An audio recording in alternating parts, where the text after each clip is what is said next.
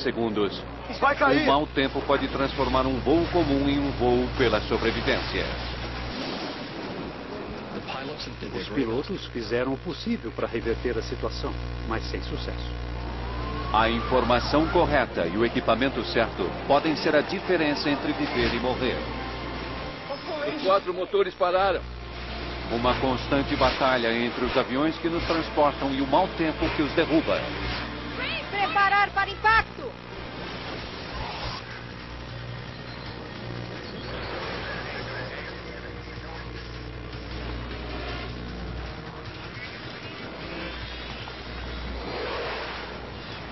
Mayday, desastres aéreos. Estas são histórias baseadas em relatórios oficiais e relatos de testemunhas. Tempestades. É início de dezembro, uma forte tempestade de inverno cai sobre o leste dos Estados Unidos. Este padrão de tempo é muito interessante para esta época do ano. Estamos tendo uma mistura de chuva e vento no leste dos Estados Unidos. Para a maioria das pessoas, o inverno não passa de uma inconveniência. Mas para quem voa, o mau tempo pode ser fatal. Um avião regional da Continental Airlines com 48 pessoas a bordo caiu em cima de uma casa nos subúrbios de Buffalo. Não há sobreviventes. Uma pessoa em terra também morreu. O avião estava indo de Newark para Buffalo. No momento havia uma chuva de granizo. As pessoas estão tomando decisões de vida ou morte todos os dias com base no tempo. Eu devo ou não devo ir hoje? E depois que estão no ar, como posso decidir nos 5 minutos seguintes o que vai manter a mim, meus passageiros e a aeronave em segurança? Neste dia, os voos de Nova York para Houston sofreram atrasos e alguns foram cancelados. Milhares de passageiros foram afetados. Isso porque as pessoas nesta sala decidiram que não era seguro que os pilotos decolassem com esse tempo. Nossa missão é fornecer segurança em um voo livre de perigos.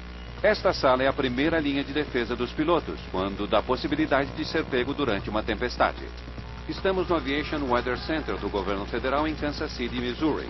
24 horas por dia, 7 dias por semana, os meteorologistas nesta sala varrem os céus de todo o país, procurando indícios de mau tempo que poderia fazer um avião cair. A tempestade que eles estão rastreando hoje é desse tipo. É preciso ficar de olho e estar preparado para agir rapidamente. Hoje as pessoas que trabalham aqui também têm de descobrir uma forma de manter os aviões fora das tempestades que estão atravessando o sul do país. As tempestades são um perigo letal para os pilotos. As nuvens que as contêm são enormes e a grande altitude. Os aviões não conseguem sobrevoá-las e dentro delas o tempo pode ser traiçoeiro. Sob nenhuma circunstância um avião deverá penetrar em uma tempestade. Raios e granizo podem danificar a estrutura da aeronave. Em alguns casos extremos pode haver tanta chuva que pode fazer o motor parar. Os meteorologistas conhecem o perigo das tempestades. E um acidente devastador os ensinou a maior parte do que eles sabem. 4 de abril de 1977. Boa tarde, senhor. Boa tarde. Posso ver seu cartão de embarque? O voo 242 da Southern Airways está indo para Atlanta, Georgia. Seu assento fica no final do corredor à direita, senhor. Aproveite o voo. Obrigado. Cartão de embarque. Aqui nos Estados Unidos, o tempo no sudeste geralmente tem uma grande umidade e altas temperaturas. É a receita perfeita para tempestades.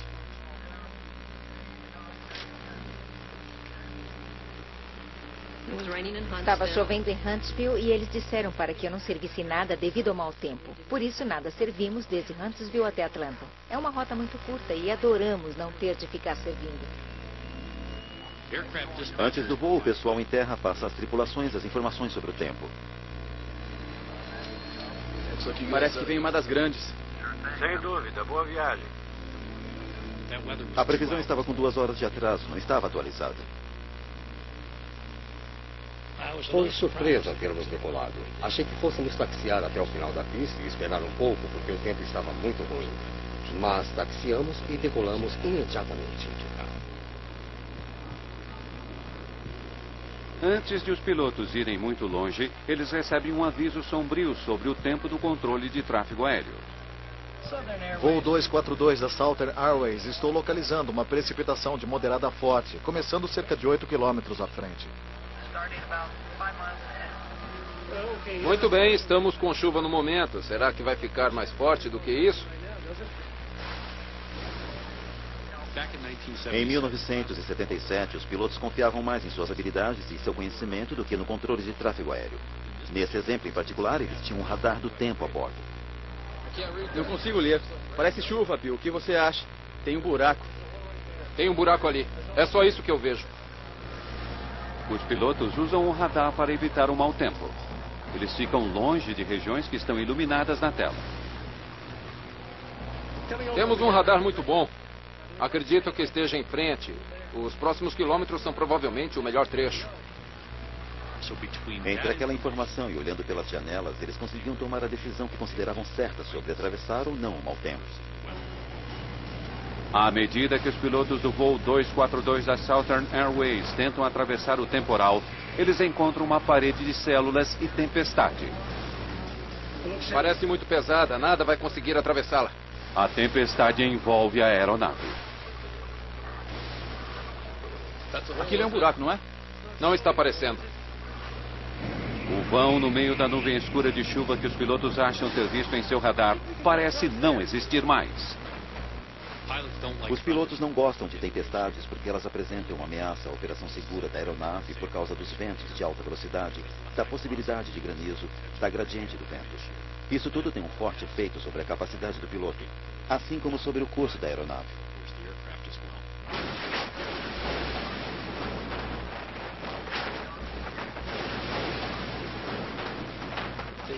O granizo fez o barulho mais alto que eu já tinha ouvido. Parecia que eu estava num barril de metal com alguém jogando pedras em mim. O DC-9 mergulha nas nuvens de tempestade. Para que lado devemos seguir? Não sei como atravessar isto, Bill.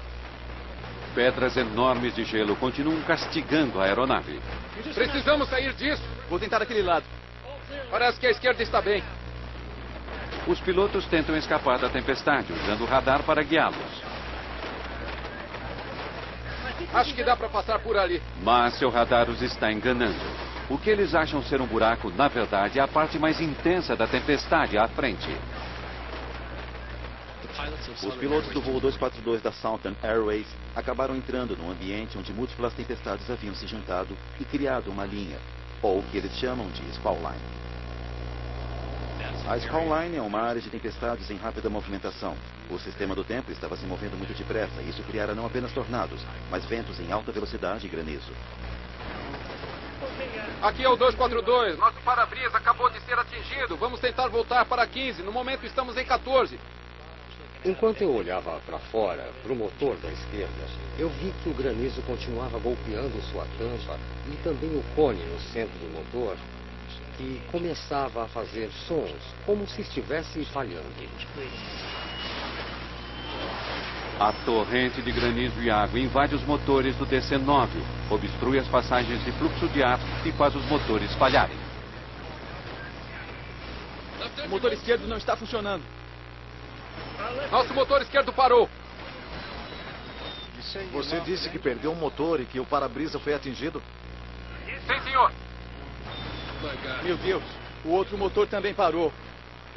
O outro motor também parou. Southern 242, repita. Aposto.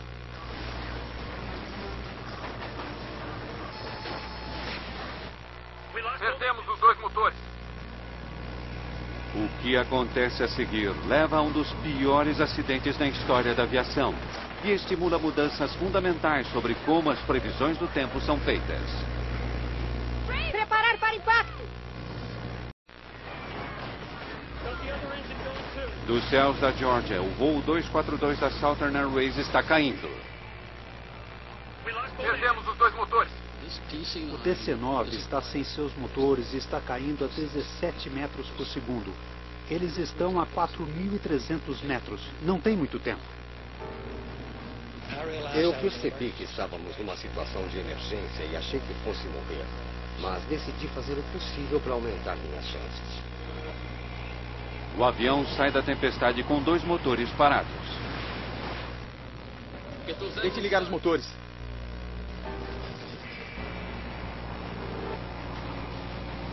Bill, você tem de encontrar uma pista. Vamos procurar uma clareira. Não, Bill. Lyman Q é um jovem que acabou de voltar do sudoeste asiático, onde era piloto da marinha. Ele tinha aprendido a sutileza de aterrissar em porta-aviões no Mar do Sul da China no meio da noite. Mas agora ele estava enfrentando o maior teste de sua vida como piloto. Flaps. Baixados em 50. Sem poder reiniciar os motores, Lyman Q se prepara para aterrissar sua aeronave na rodovia estadual 92, na Geórgia. Vou aterrissar sobre aquele homem. Tem um carro na frente. Consegui. Consegui. Consegui.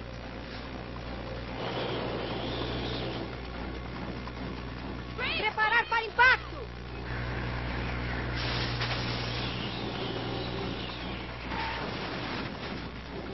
A aeronave toca o solo na estrada que atravessa a cidade de New Hope, na Geórgia. Antes do avião parar completamente, nós vimos fogo na cabine. O avião atinge um poste de eletricidade e se choca com um posto de gasolina.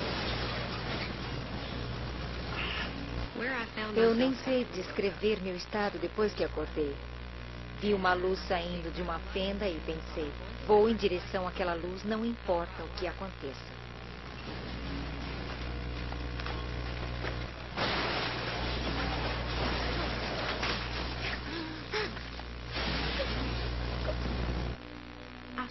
Vi um reflexo vermelho, como fogo na porta. Foi quando percebi o que estava acontecendo.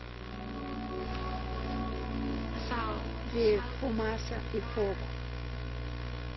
E as pessoas que estavam vindo na minha direção, elas não estavam gritando, estavam em silêncio. 2 de agosto de 1985. Flaps a 10 graus, por favor. O voo 191 da Delta Airlines está se aproximando do aeroporto internacional de Fort Worth, em Dallas. Informar a partida quando estiver no ar. O calor do Texas se transformou em tempestades vespertinas. O tráfego no aeroporto está começando a atrasar à medida que o tempo piora. Nosso avião vai ser lavado. O quê? Nosso avião vai ser lavado. Nada parecia diferente, além do fato de estar ficando movimentado e as aeronaves começando a se amontoar.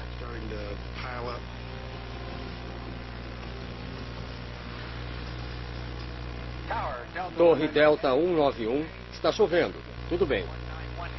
Não estamos recebendo aviso de mau tempo da meteorologia nem informações de outros pilotos. Enquanto os pilotos do voo 191 da Delta se preparam para aterrissar, a chuva começa a piorar. Parecia que quanto mais próximos chegávamos do aeroporto, pior ficava o tempo. O avião estava entrando na chuva em vez de dar a volta por fora. Na base da pista, nuvens ameaçadoras de tempestade estão no caminho. Verificando pré-aterrissagem. Trem de pouso. Baixado, 3 verde. Na época, a tempestade da qual a tripulação da Delta estava se aproximando nem tinha nome. John McCarthy é um dos maiores especialistas mundiais nesse tipo de tempestade. É algo minúsculo, meteorologicamente falando, comparado a uma grande tempestade, tempestade de neve ou furacão. É como uma agulha em palheiro. A agulha é um microburst. Na época, um dos mais mortais e menos compreendidos fenômenos climáticos. Ele já havia derrubado aviões antes. À medida que o Delta 191 faz sua aproximação, não há sistemas de aviso que possam alertar os pilotos sobre essa situação de perigo.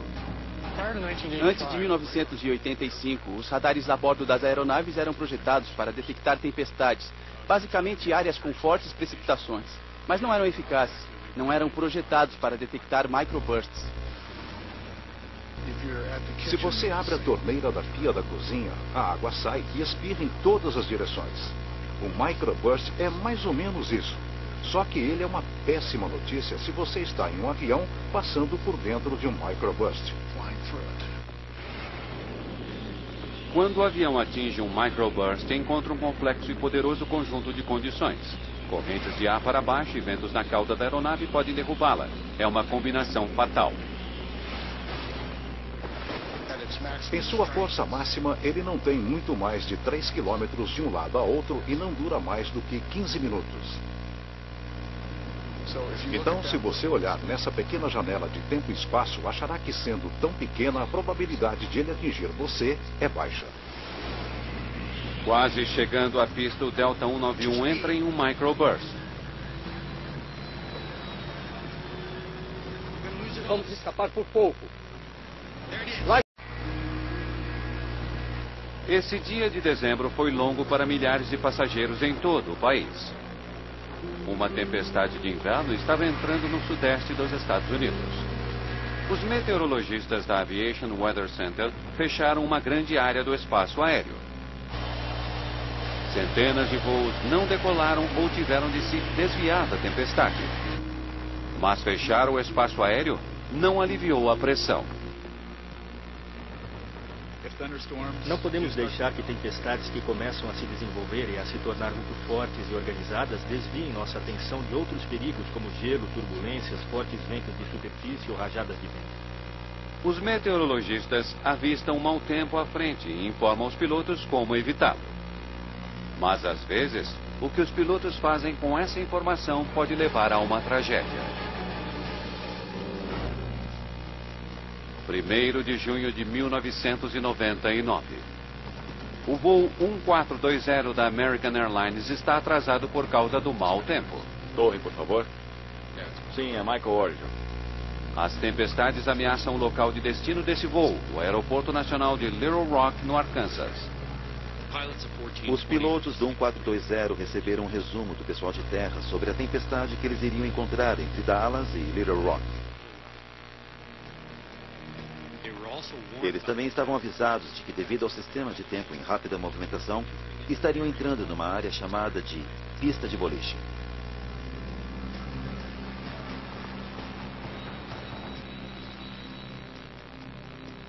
Com 2 horas de atraso, os pilotos decidem decolar.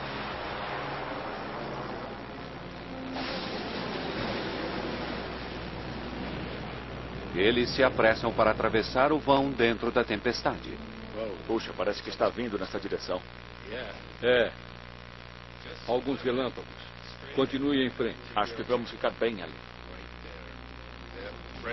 Pelo Bowling Alley. Como diz meu amigo, California Cool. Legal. Beleza. Exatamente. Se eles não conseguirem a tempo, terão de desviar para outro aeroporto, aterrissar sob péssimas condições climáticas. Eles já tinham sido avisados que teriam que atravessar essa área de instabilidade e não tinham muito tempo para fazer isso.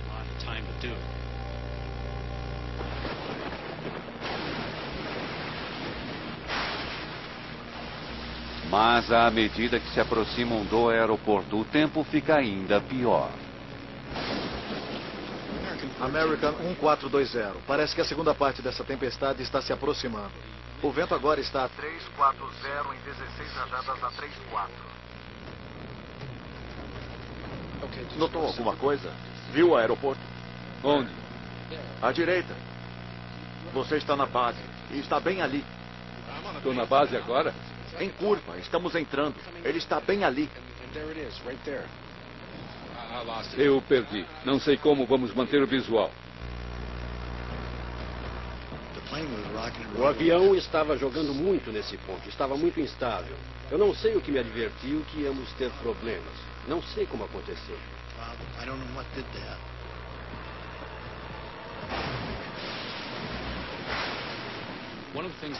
Uma das coisas que analisamos foi uma frase do capitão registrada no gravador de voz da cabine.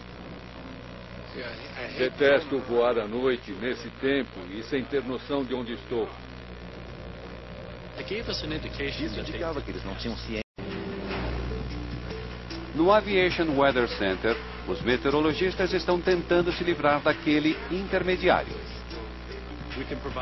Podemos fornecer uma imagem na cabine e os pilotos podem navegar olhando para ela, em vez de tentarem traduzir algumas das palavras que ouvem pelo rádio.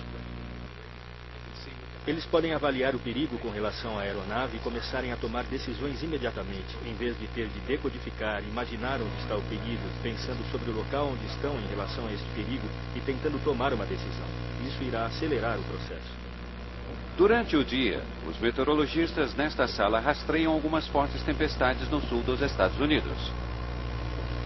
Essas tempestades estão começando a perder força. Os meteorologistas começam a reabrir o espaço aéreo que haviam fechado anteriormente. O tráfego aéreo está voltando ao normal. As tempestades no sul dos Estados Unidos estão passando. Mas os meteorologistas agora estão em alerta a uma nova e perigosa circunstância: um vulcão ao sul dos Estados Unidos. Nuvens de cinzas vulcânicas podem ser um perigo e causar muitos danos aos motores de uma aeronave.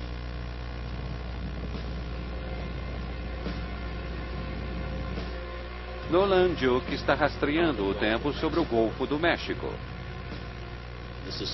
Este é Super Hills. Fica perto de Antigua, nas ilhas Windward, ao sudeste de Porto Rico. Seu topo explodiu. O vulcão Super Hills vem soltando suas cinzas na última semana. A nuvem de cinza vulcânica que ele está liberando pode ser mortal para os pilotos que tentarem atravessá-la. O Aviation Weather Center emitiu um SIGMET para manter os aviões longe da coluna de fumaça. Temos 30 mil pessoas vivendo nas plataformas de perfuração daqui. E há 650 helicópteros que sobrevoam todos os dias o norte do Golfo do México, levando pessoas, materiais e alimento para manter as operações de perfuração em andamento. Achamos que fosse acabar ontem.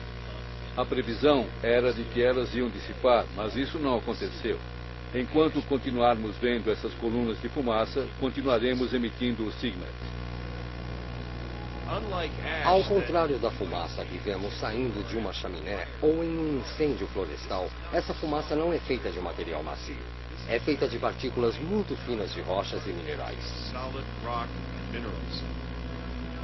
Mas essa poeira fina tem o poder de deter uma aeronave de 300 toneladas.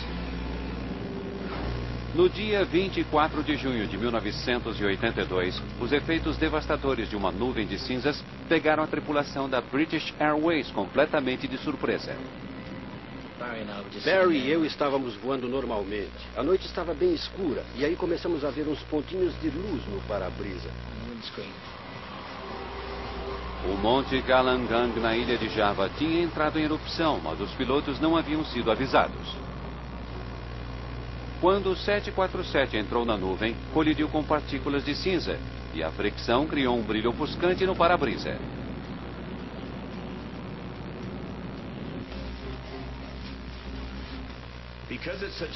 Sendo um ambiente muito seco, o atrito produz um brilho que chamamos de fogo de São Telmo. A mesma coisa do meu lado. Mas a tripulação não fazia ideia do que estava vendo. Aquela luz ficou mais intensa. Na verdade, acabamos vendo duas placas de luz branca brilhante na nossa frente em vez do para-brisa.